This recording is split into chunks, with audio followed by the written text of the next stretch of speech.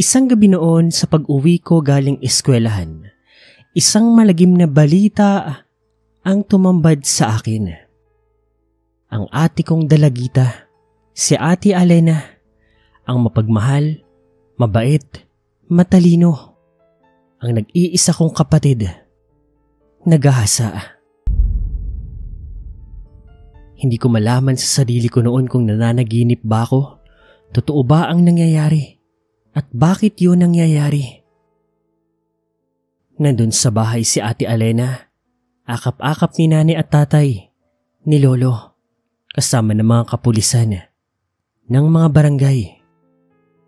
Bago natin ipagpatuloy ang kwento, hayaan niyo munang ipakilala ko ang sarili ko. Ako si Allen. At nangyari ang kwento na ito nung ako'y binata pa lamang. First year high school ako noon. Samantalang si ate, 4th year high school na. Nakitira kami nito sa may Romblon, sa gitnang bahagi po, sa mabundok na bahagi at magubat na lugar ng Tambak. Base sa report ng mga kapulisan, nirip nga raw si ate ng isa sa mga kaklase niya. Dayo lang ito sa lugar na iyon, kumbaga transfer student lang daw. Ang masama, hindi na raw nila mahagila pa. Ang buong pamilya raw nito ay nag-alsabaluta na. Itinakas na sa isla lang Romblon ng binata. Gustuhin man naming mapanagot ang binata. Wala naman kaming magagawa. Wala rin naman kaming sapat na pera para lumaban. At kapag inasa lang namin sa kapulisan ng lahat, alam naming sa paglipas ng panahon ay makakalimutan lang ang insidente na yun. Kumalat sa buong lugar ang nangyari sa ate ko. Nakakaawa nga si ate noon dahil ang masiyahin, palakwento, maingay, busilak na kalooban ay nagbago na para bang bula. Naging tahimik na lang si ate. Nasa kwarto na lang niya palagi, bihirang-bihira na magsalita. At sa katunayan, ako at si nanay na lang ang nakakausap niya. Ilag na siya kay lolo pati kay tatay. Parang natatakot na siya sa ibang mga tao, sa ibang mga lalaki. Liban sa akin na naiintindihan naman namin lahat. Dahil po sa insidente na iyon, napatigil po sa pag-aaral si ate. At sa paglipas ng panahon, ang kinatatakutan naming lahat ay nagkatotoo. Si ate, buntis. Unti-unting lumalaki ang tiyan. Si ate noon mas lalong nawala ng ganang mabuhay. Gusto niyang ilaglag ang mga buhay sa sinapupunan niya. Pero tutol kaming lahat doon. Naiintindihan naman namin ang ate ko. Kahit ako siguro iisipin ko rin yun eh. Pero hanggat maaari, iniintindi namin si ate at pinapaintindi namin sa kanya na masama ang gagawin niya. Nalabas sa mga anak niya sa kasalanang ginawa sa kanya ng demonyo na iyon. Lumipas po ang mga panahon. Nalaman po namin na dalawa pala ang nilalaman ng tiyan ni ate. Kambal, isang lalaki at isang babae. Nagawa pong maipanganak ni ate ang dalawa niyang anak. Pero kapalit noon ay ang kanyang buhay. Hindi niya kinaya ang panganganak dahil ang lalaki ng mga anak niya sa sinapupunan. Hindi normal ang lalaki ng timbang. Hindi niya kinaya ang panganganak.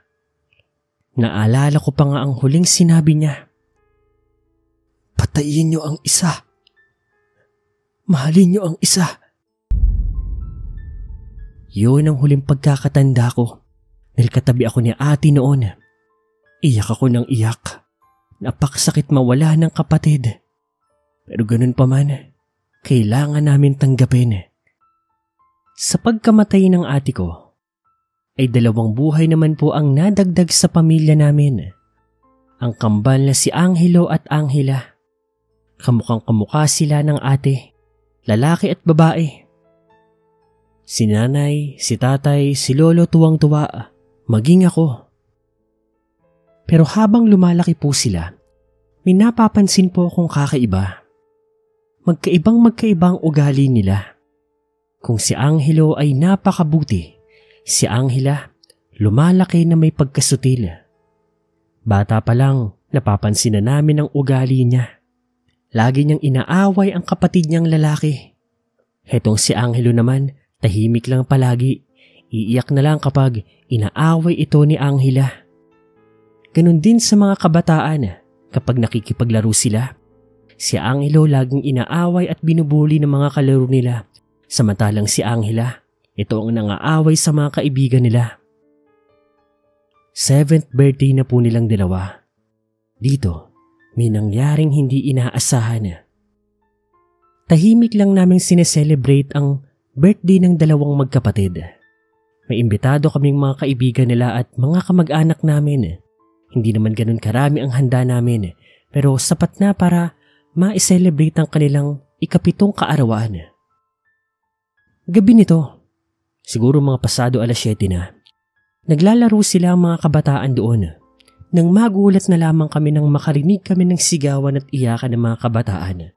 At pagkita po namin, si Angela, kinakagat po ang kamay ng isa sa mga pinsan niya. Hindi po yung normal na kagat Yung kagat na parang sinisip-sip at kinakain ng braso nito.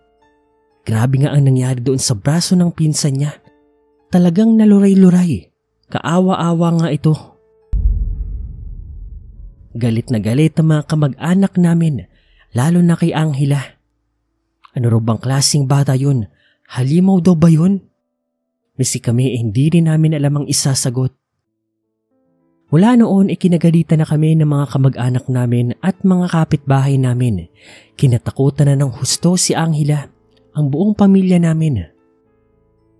Hanggang sa isang araw noon, nagulat na lang kami nang nakita namin si Angela na kumakain po ng manok.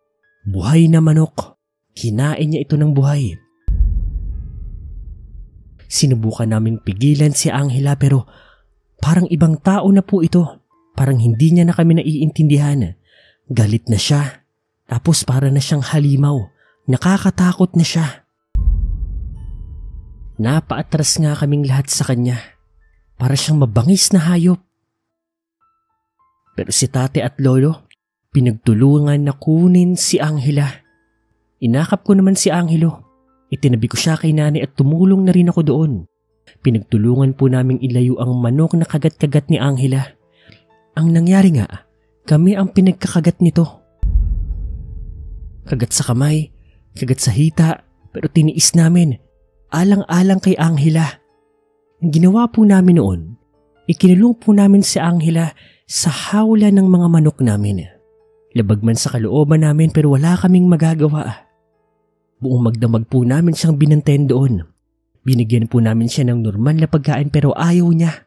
Ang gusto niya ikagatin kami. Saktan kami. Hindi na siya nakakapagsalita. Parang hindi niya na kami naiintindihan. Awang-awa kami sa kanya. 5:00 po ng hapon. Magkakasama kaming lahat doon sa harapan ng hawla na kinalalagyan ni Angela. Nang magulat kami nang biglang may dumating na isang lalaki. Noong unang hindi pa namin siya nakilala. Pero nang ma-realize namin kung sino ito, sabay-sabay na kaming nagalit at gusto sana siyang sugurin. Pero nagulat kami dahil bigla itong umamba at nagbago ang anyo na katulad sa itsura ni Angela. Subukan niyong lumapit. Papatayin ko kayo. Ngayon ay kukunin ko ng anak ko.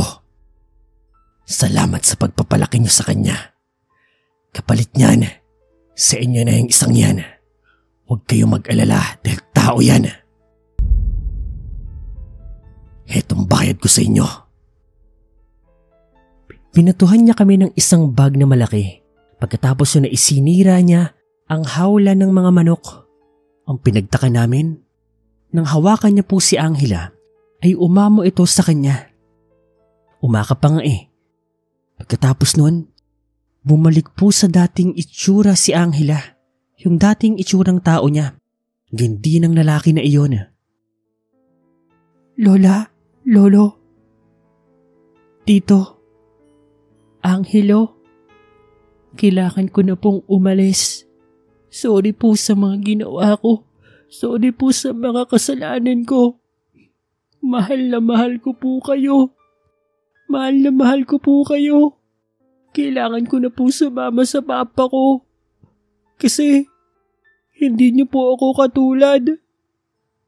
Paalam po. Mahal na mahal ko po kayo. Pagkatapos po noon, tumalo ng pagkataas-taas ang lalaking yun. Buhat-buhat si Angela. Dito po namin nalaman kay Angelo na may mga gabi palang nagigising siya na wala sa kama si Angela. At pag nakikita niya sa labas, ang lalaking yun, na ama niya na nanggahasa nga kay ate, binibisita siya. Lagi daw nitong sinasabi na kukunin daw nito balang araw si Angela. Alam daw ni Angela na nakikita sila ni Angelo. Pero tinatakot daw nila si Angelo na huwag magsalita at magsumbong. At yun na nga ang nangyari. Dito ko na naalala ang huling salita ni Ate Elena. Mahalin namin ang isa at patay namin ang isa.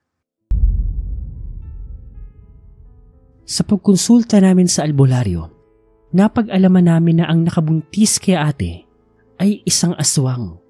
Samantala, ang kambal naman niya na anak ay isang normal na tao, si Angelo, at ang isa ay aswang na si Angela. Doon na namin napagtanto ang lahat, naintindihan ang lahat, at palagay namin, yun na rin ang mas makabubuti. Ang sumama siya sa kauri niya. Mula noon ay hindi na namin alam kung saan napadpad si Angela. Pero walang araw naming hiniling sa Diyos ang kaligtasan niya, ang kasiyahan niya. Kung nasaan ka man, Angela, sana'y masaya at ligtas ka. Lagi mong tatandaan, mahal na mahal ka namin. Ngayon, si Angelo po ay matanda na. Isa na siyang profesional. Isa po siyang engineer. Normal na tao pa rin po siya. Dito ko na po tatapusin ang kwento na ito. Salamat po.